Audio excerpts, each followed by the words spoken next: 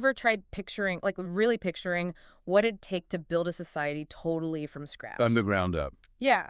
But even more, like imagine doing it on the moon. Wild, right. That's what we're looking at in this deep dive. Robert Heinlein's The Moon is a Harsh Mistress. It throws you right into this lunar colony on the brink of The revolution. revolution up there, huh? Oh, totally. Yeah. And the thing about Heinlein is he doesn't just stop at spaceships and, the cool sci-fi stuff. He gets into the weeds of it all.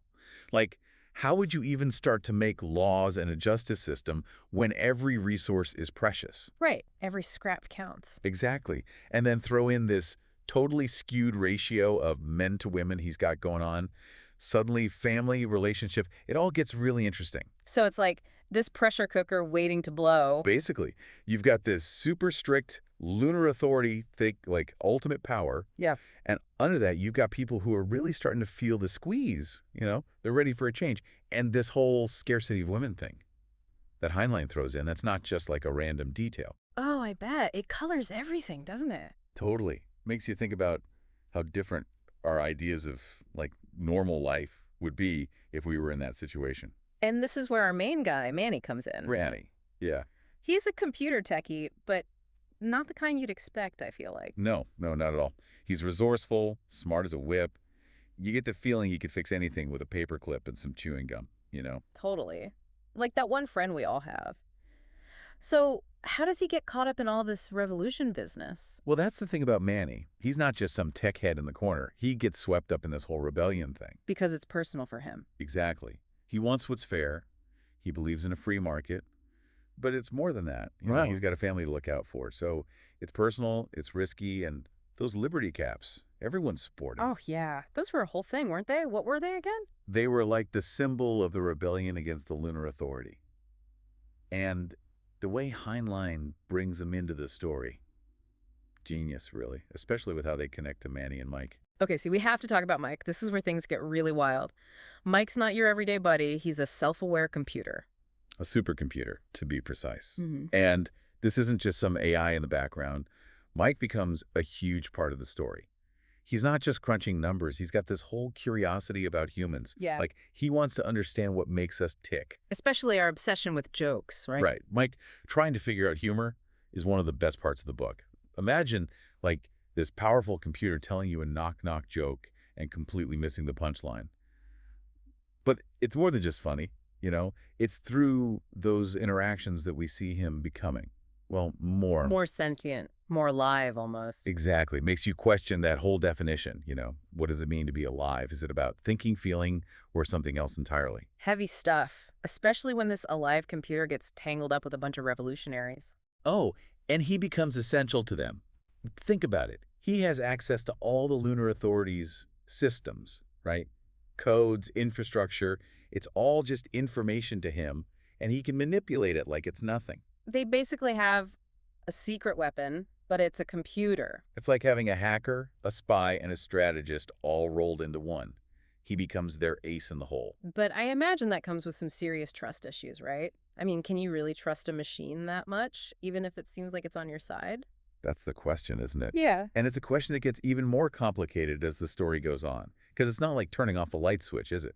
Trusting a machine like that. Especially when the stakes are that high. And the stakes just keep getting higher, especially with the way they're using technology to pull off this whole revolution. Right. They're fighting the system from within the system itself. Heinlein's pretty clever about the strategies they come up with. Yeah. Like, what was that whole thing with the kids? Oh, man. Pure genius. They got these kids running messages back and forth, acted as lookouts. Because nobody suspects a kid. Right. Exactly. They blend right in. Nobody thinks twice. Heinlein takes what seems innocent and turns it on its head.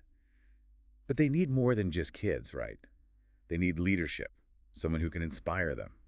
Enter Wyoming Knott. Ah, Wyoming. Now, there's a character, tough as nails, but you get the feeling she really cares about these people. Oh, absolutely. A true revolutionary leader. But they also need someone with some serious brains, someone who can strategize. And that's Professor Bernardo de la Paz's role. He's like the brains of the operation. Right, the guy with the plan. But even with all that, they decide to create this whole fake leader, this Adam Selene. It's an ingenious move if you think about it. A figurehead to rally around, to give the Lunar Authority a target to chase. So they're fighting a phantom enemy. Exactly. It's misdirection on a grand scale. And who better to embody Adam Selene than Mike? Wait, Mike the computer? He's pretending to be a human revolutionary leader. That's like next level stuff. It speaks to how far Mike's come, you know. He isn't just mimicking us anymore. He understands us.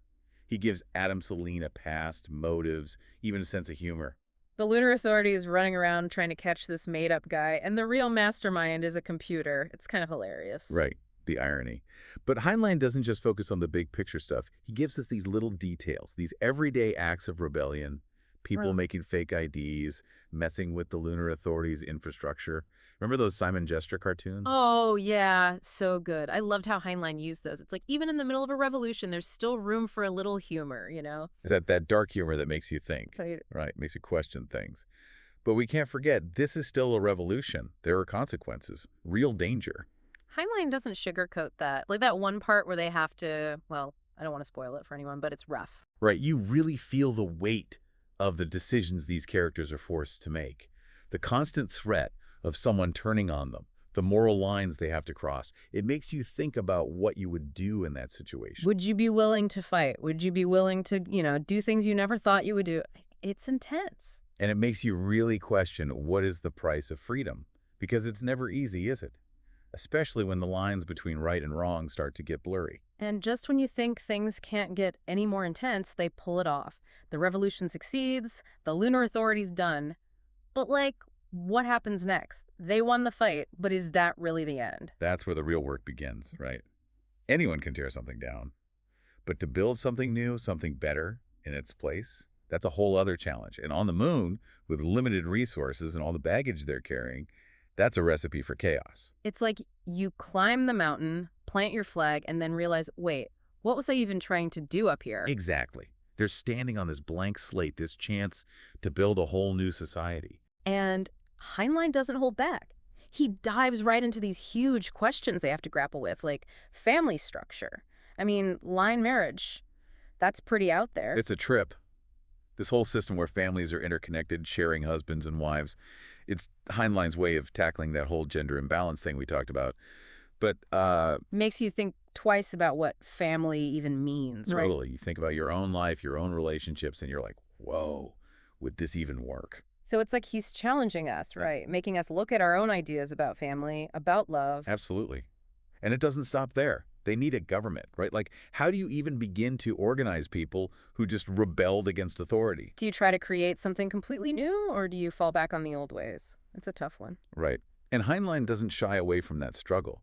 He's got characters arguing for everything from pure democracy to something more like, well, anarchy. It's almost like looking at our own world, all the different political ideas, people fighting for what they believe in. It's kind of eerie how relevant it still feels. It's like he could see the future in a way. Or maybe just, human nature never really changes that much. But just as they're figuring things out on Luna, Earth decides to get involved. And not in a good way. Not at all. Mm. The Federated Nations, they're not exactly throwing Luna a welcome to the club party. More like they're trying to shut the whole thing down before it even starts. Pretty much. They slap Luna with an economic embargo, trying to isolate them, starve them out. It's classic, right? Big power versus the underdog. But Luna's got something Earth doesn't expect, Mike. And he's not about to take this lying down. Oh, this is where things get really interesting. Remember all that stuff about computers and power? Yeah. This is where Heinlein goes all in. See, Mike, he comes up with his plan. Yeah. But it's not about building weapons or fighting fire with fire. He decides to use what Luna's got plenty of. Well, like cheese. I know it's Yeah. not cheese. Rocks. He figures out a way to launch rocks from the moon at Earth. Wait, seriously.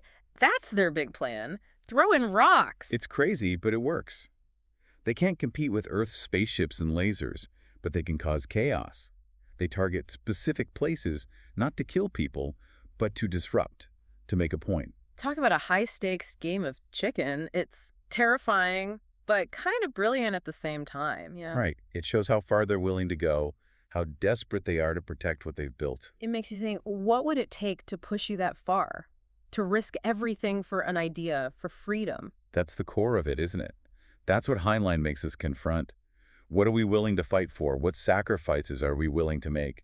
And even when you win, when you achieve your goal, then what? What happens after the revolution? What does freedom actually look like? Yeah. What compromises do you have to make? Can you really build a utopia? Those are questions we're all still trying to answer, even here on Earth. It's like Heinlein is saying, look, the future isn't set in stone. It's messy, it's complicated, and it's up to us to figure it out. And maybe, just maybe, reading books like this, talking about these ideas, can help us make better choices, build a better future. So yeah, if you're looking for a book that'll make you think, make you question, make you look at the world a little differently, The Moon is a Harsh Mistress, is it? It's a classic for a reason. It sticks with you.